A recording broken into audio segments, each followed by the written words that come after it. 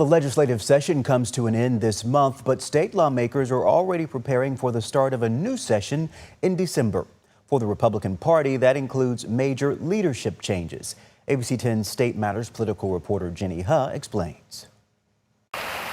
When it comes to who represents them right here in Sacramento, there is a lot at stake for California voters. As Republican lawmakers tell me, there is a thirst for new energy, a desire for more Republican influence in California. I know the burden that's on my shoulders, and it's not just the burden of my caucus, it's the burden of the state of California and those that have felt left behind by the policies that have come here from Sacramento. Just representing the interests of those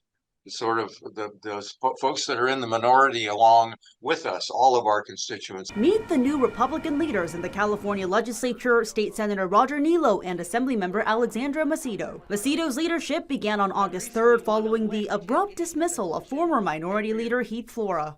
In a sense, kind of shocking, happened very fast. I'm hoping that it'll end up being a positive move. But they emphasize they're united in the goal of eliminating the Democratic supermajority. Of 80 assembly members, only 19 are Republican. Of 40 state senators, only 10 are Republican. This is that everybody wants to be able to afford gas, groceries, a home, insurance, basic life necessities. Opposing tax increases, fighting for public safety, making our schools much better than they are today. Affordability front and center, Republicans say. Our main goal as this new leadership takes place is really to revive and restore the California dream. And their eyes are set on the November and future elections as state Republicans work not only to win re-election, but to flip a handful of seats in both the Assembly and Senate from blue to red. We need more balance in Sacramento. They say to grow the party, younger, more outspoken leadership is needed.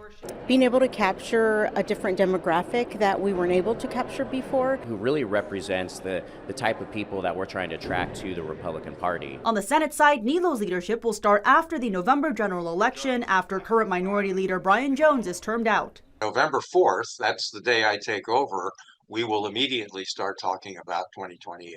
The priorities shared in both chambers. We believe that the governor and the Democratic supermajority are moving the state in the wrong direction. Our goal is to grow our numbers and bring about balance to the people of California. And with generational diversity. We'll have somebody who's institutional knowledge, and then we also have the younger generation that's coming up. Some desire and hunger for change, and to look not just at the next few months or the next 2 years, but really look at kind of a long-term future. Meantime, some Democratic leaders tell me while they welcome the leadership change, they're confident it'll be Democrats winning big in November and that they'll maintain their lead in Sacramento. At the state capitol, Jenny Huh, ABC 10.